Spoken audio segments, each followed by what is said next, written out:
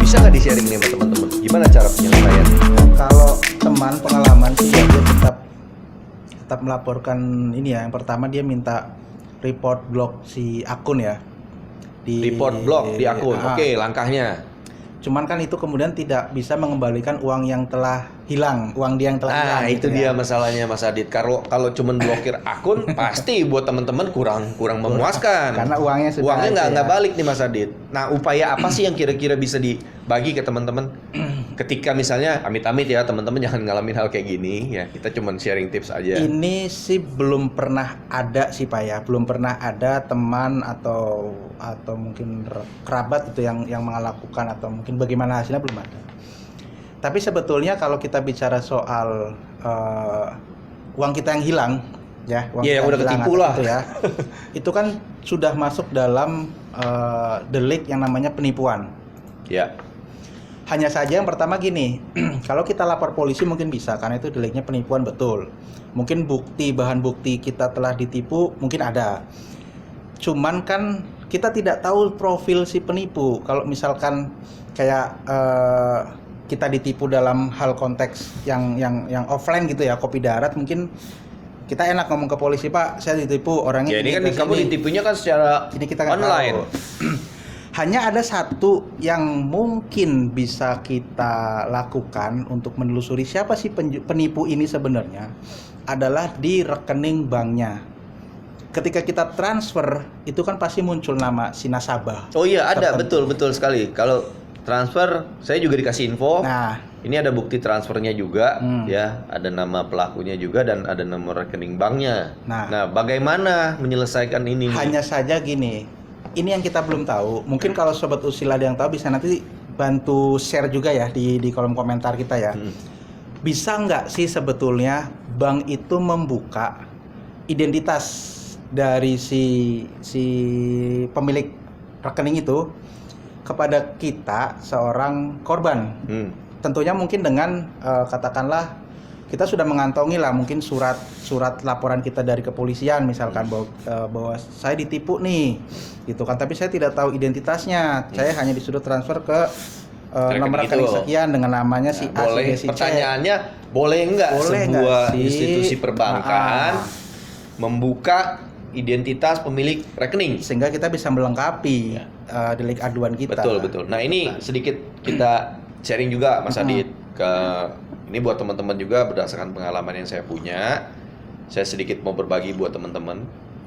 Tentunya ketika terjadi kasus penipuan, ya teknisnya yang biasanya umum harus dilakukan oleh masyarakat kebanyakan itu adalah membuat sebuah laporan ke kepolisian. Tentunya ini wajib. Laporan kepolisian harus dibuat, ya mekanismenya ya mau nggak mau kalian harus mendatangi yang namanya kantor polisi atau membuat pengaduan secara online. Dan di samping itu juga jangan lupa harus disertakan bukti-bukti awal, ya baik screenshot gambarnya, bukti transaksinya, bukti pembayarannya, ya kemudian ada informasi telepon yang komunikasi terakhir yang kalian gunakan, ya itu nanti akan diproses oleh kepolisian setempat. Nah, atas dasar laporan kepolisian setempat itu biasanya si korban ini bisa didampingi, Mas Adit, baik melalui kuasa hukumnya atau dari kepolisian, ya untuk datang misalnya ke bank melakukan sebuah pengecekan. Ya tentunya balik lagi itu adalah ada mekanisme tertentu yang prosedur yang perlu kita ikuti. Jadi memang faktanya sampai hari ini memang nggak pernah bisa secara langsung ya untuk bisa datang ke bank dengan tiba-tiba meminta sebuah identitas yang namanya pelakunya terindikasi terlibat dalam penipuan. Ya. Tapi ya tentunya balik lagi teman-teman juga harus ekstra punya kesabaran untuk menunggu proses itu ya, Iya. agar dapat bisa dibantu untuk dilakukan penyelidikan lebih lanjut ya. Syukur-syukur kalau misalnya bisa di-trace, rekeningnya terbuka, identitasnya terbuka, mungkin ya dari pihak kepolisian pun bisa cukup segera untuk melakukan tindakan ya, baik dilakukan penangkapan, baik dilakukan pemblokiran rekening ya. Ini mungkin sangat mungkin, kalau menurut saya ya, sangat mungkin bisa kita lakukan. Hanya saja balik lagi, teman-teman harus memahami dulu teknis dari membuat laporan, mengumpulkan buktinya ya, kemudian juga meminta data dari bank yang bersangkutan ya. Supaya apa? Supaya semuanya bisa diselesaikan secara hukum. Betul. Gitu kan. Nah, cuman sayangnya itu aja sih Mas Adit. Kadang-kadang kan ya kita juga nggak menutup kemungkinan dari di fakta-fakta di lapangan. Mohon maaf ya buat teman-teman kalau cuman kena tipunya 500.000 kan. Effortnya kadang-kadang orang mikir udah Ya. udahlah.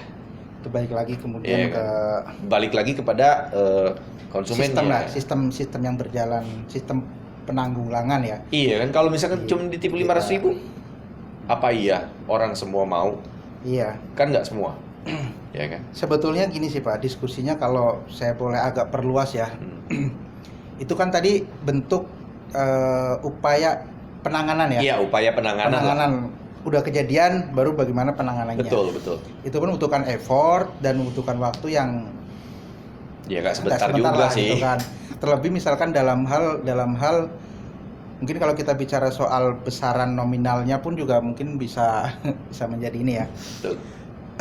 Bisa nggak sih sebetulnya ada sebuah sistem dalam hal transaksi itu ya, adalah upaya preventif pencegahan. Katakanlah misalkan seseorang terduga pelaku penipuan itu, pada saat mungkin waktu buka rekening dia mencantumkan profil dia itu pendapatannya di bawah 10 juta katakanlah misalkan.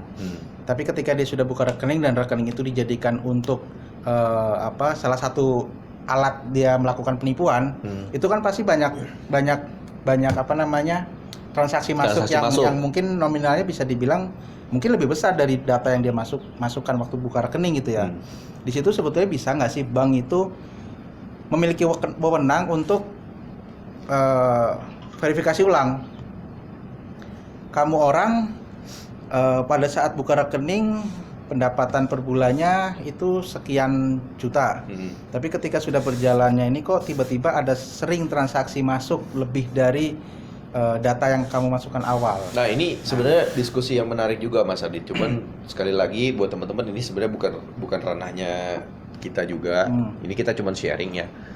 Jadi kalau bisa saya sharing, khususnya di pengalaman saya dulu di bekas di bank ya. Yang namanya institusi perbankan itu mereka memiliki sistem pengawasan atau AML lah kalau dikenalnya, anti money laundering. Ya. Tentunya sebuah bank itu memang punya kewajiban untuk melaporkan yang namanya suspicious transaction report atau unusual transaction report ya. Jadi laporan-laporan yang secara berkala tentunya harus disampaikan kepada regulator ya. Ketika ya itu seperti yang tadi Mas Adit bilang, seorang pemilik rekening membuka rekening awal, dia memberikan informasi berdasarkan sumber penghasilannya. Tapi secara seiring waktu berjalan, ternyata transaksi ini ya bisa dibilang cukup besar atau cukup signifikan. Ada transaksi yang signifikan. Seharusnya itu secara berkala dilaporkan Mas Adit. Ya kita nggak tahu juga realitas sekarang di perbankan seperti apa, karena saya juga bukan bankers aktif juga ya. Sudah X ya, saya hanya ex bank ya. Saya nggak tahu juga sampai sekarang realisasinya ya, karena kan saya juga sekarang ex bankers ya. Jadi sebetulnya balik lagi mengenai transaksi, isu-isu yang tadi Mas Adit sampaikan, sebetulnya teknisnya sih harusnya ada pelaporan berkala Mas Adit. Nah cuma kan kita juga kurang tahu maksudnya bagaimana sih menyelesaikannya dari sisi perbankannya. Kalau Oke. misalnya ketemu analisa seperti itu, Oke. karena kan jujur aja bukan ranah kita, Betul. betul Kak, bukan ranah kita. Dan yang punya kewenangan tentunya untuk melakukan pengawasan terhadap rekening-rekening yang digunakan oleh si penipu tadi, ya itu balik lagi ada di perbankannya ya. Kita selaku korban pun nggak punya kewenangan untuk melakukan pengecekan secara langsung, ya pengawasan seperti itu apalah hak kita juga nggak ada kewenangan di sana. Tapi pastinya saya percaya yang namanya sebuah institusi perbankan itu punya regulasi yang cukup ketat. Artinya apa?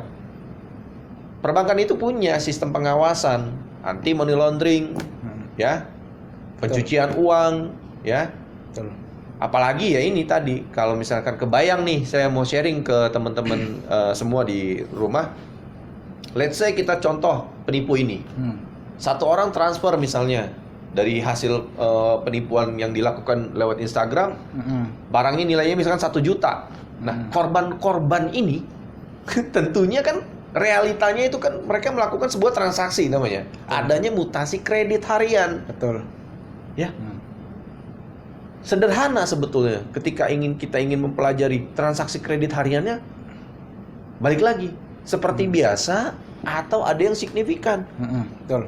Ya, kalau setiap hari tiba-tiba volumenya bisa ratusan yang transfer, artinya kan pemilik rekening ini sudah bisa dikatakan terindikasi bahwa pelaku fraud, pelaku kejahatan. Ya kan? Betul. Karena data awal tidak sesuai dengan yang setuju Mas Adit. Karena data awalnya informasi yang diberikan oleh si pemilik rekening tidak sesuai dengan realisasi mutasi rekening hariannya. Betul. Nah, tentunya harusnya bank itu bisa langsung melakukan sebuah tindakan. Baik pemblokiran, penutupan rekening, ya. Ya kita harapkan sih ke depannya ada regulasi yang lebih jelas. Lebih singkat mungkin ya, lebih singkat secara tanpa harus ada laporan tadi ya. Ya, betul. Setuju ya Mas Adit ya, tanpa harus ada laporan. Tapi dengan adanya mungkin laporan itu sebagai lampiran nggak masalah sih Pak. Tapi betul. Tidak kemudian gini, si korban pun paling tidak bisa aktif dalam pengawalan kasus yang dihadapinya. Kebanyakan kan mungkin pada saat kita melapor sudah diambil alih oleh aparat, maka aparat yang bergerak. Korban hanya ya sudah duduk wait and see gitu ya, menunggu gitu ya. Kan. Mungkin ke depan lebih asik lagi kalau si korban pun bisa dilibatkan dalam setiap progresnya ya. Termasuk tadi sudah ada bukti yang kuat tentang perpindahan transaksi ya dari si korban ke si pelaku. Sudah ada bukti yang cukup kuat nih. Ya mungkin bank bisa melakukan pemblokiran dulu. Ya harusnya kalau menurut saya harusnya langsung hold dulu sih. Kalau saya lihat ya, kalau seandainya sistemnya bekerja secara baik, ya setiap saat ada mutasi yang bergerak secara signifikan di luar profil, mungkin rekeningnya akan dibekukan. Iya, nggak apa-apa. Secara sistem gitu ya. Iya. Kita ya berharap Indonesia ke depannya juga bisa memiliki sistem yang lebih canggih juga lah ke depannya. Jadi upaya-upaya pelaku-pelaku kejahatan ini bisa kita minimalisir, gitu ya. Jadi mereka juga udah nggak bisa punya ruang gerak bebas lagi untuk memanipulasi sebuah rekening. Betul. Ya, karena biar bagaimanapun faktanya rekening ini kan sangat berguna buat kita juga, ya kan? Karena memang rekening saat ini sangat kita butuhkan sebagai alat atau penampungan pembayaran, ya. Betul. Jadi memang faktanya ya perlu adanya pengawasan lebih ketat kali ya, atau lebih pengawasan dan penindakan. Betul. Karena tentunya dengan pengawasan yang baik, paling tidak korban-korban penipuan ini mungkin bisa jauh lebih teredam. Ya. Karena saya lihat dampaknya gini Mas Adit. Kita diskusi hari ini tuh tidak terlepas dengan perkembangan teknologi digital. Ya. Jadi di satu sisi perkembangan teknologi digital itu membawa dampak positif tentunya. Tapi nggak sedikit juga ada dampak negatifnya ya. Betul. Betul ya, Mas Adit? Orang berjualan sekarang bisa online, otomatis positifnya bisa jauh lebih memudahkan. Akan tetapi negatifnya akan makin marak juga penipuan yang dilakukan fraudster, penipu-penipu pakai media online. Ya, balik lagi ke kewaspadaan kita ya sebagai konsumen terhadap akun media sosial yang menjual barang ya. Kita patut waspada juga, jangan gampang tergiur dengan penawaran harga yang Kunci tidak paling masuk penting akal tuh ya, mungkin ya. jangan pernah tergiur dengan penawaran harga yang tidak masuk akal. Ya, karena setiap produk itu kan memiliki kelas segmentasinya Pak. Iya, iya. Ya kalau bicara tadi contoh tas branded itu ya, dia kan punya segmentasi pasar marketnya ya. Iya. Jadi ketika dijual harganya di bawah Banget tuh. gitu ya, di bawah tas yang mungkin home industry ya, sepertinya enggak lah gitu. Jadi kita mungkin emang branded gitu kan, harga murah, tapi jangan tergiur lah. Mungkin kewaspadaan kita juga menjadi salah satu Harus dibina upaya ya, preventif berarti ya. upaya preventif, upaya pencegahan juga dari kewaspadaan kita sebagai konsumen dari transaksi jual beli online. Oke. Nah, di situ. Jadi buat teman-teman di rumah nih, Mas Adit kasih masukan sebelum kita melakukan transaksi jual beli online, teman-teman juga harus punya yang namanya kewaspadaan sebelum melakukan transaksi. Ya, jadi harus banyak-banyak ngecek verifikasi akun Instagramnya, WhatsApp-nya, ya, kemudian rekening pembayaran yang digunakan, kemudian termasuk harga barang ataupun komentar-komentar yang ada di media sosialnya, ya. Siapa tahu ini informasi yang kita bagi hari ini bisa jadi referensi atau sesuatu yang bisa bermanfaat juga buat teman-teman di Yang rumah. mau belanja, ya, yang mau belanja online, mumpung mau akhir tahun. banyak diskon biasanya. Ini banyak diskon, tapi hati-hati sekali lagi ya, hati-hati. Jangan mudah terpancing dengan diskon-diskon juga ya, promosi-promosi juga. Ya, kita boleh seneng diskon, tapi ingat kita harus tetap selalu waspada terhadap akun-akun online yang menjual barang-barang tersebut. Ya, ditambah lagi yaitu buat teman-teman yang berjualan pun ya, seperti yang tadi saya bilang. Teman-teman yang sudah punya marketplace, berjualan produk-produknya, tetap harus dilakukan yang namanya monitoring. Dalam arti apa? Jangan sampai ada yang niru-niru, ya. Karena dampaknya ternyata apa? Dampaknya cukup luas. Betul. Barang kita dipalsuin orang, ya. Kemudian penipu berhasil melakukan aksinya, menggarong banyak duit. iya kan? Nah, si pemilik brand aslinya yang malah kena masalah, kena tuntut gitu kan. Nah, ini yang kita nggak harapkan ya. Mudah-mudahan diskusi kita hari ini bisa nambah wawasan teman-teman di rumah juga ya. Jadi kita bisa tambah satu informasi yang berguna tentunya ya. Mungkin ada pesan-pesan lagi Mas Adit sebelum kita tutup? Pesannya ya itu sih, tetap waspada aja. Kembali lagi diingatkan, tetap waspada. Kalau kita mau beli online, tetap waspada dengan akun atau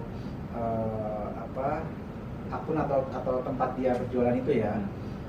Terus juga kalau misalkan pengen aman ya, sementara mungkin di marketplace lah. Kalau kita belum kenal benar sama si seller ya mungkin kita belinya lewat marketplace aja lebih aman. Karena saat ini faktanya memang marketplace ya masih cukup dipercaya oleh masyarakat kita ya. Betul, dibanding langsung aman, ya. berjualan direct dan atau langsung. Untuk sobat usil yang mau mulai usaha, ya karena kayak tadi ya, kalau kita bicara soal keamanan transaksi, kalau misalkan baru mulai usaha, mungkin brandnya juga belum masih baru mulai lah, belum terlalu terkenal, nggak apa-apa jualan di marketplace dulu aja sampai brand terkenal, baru mungkin mau ke punya official website ya, promosi sendiri ya. Biar aman juga, biar masyarakat juga transaksinya aman ya di marketplace aja. Oke, terima kasih ya Mas Adit. Diskusi kita hari ini mungkin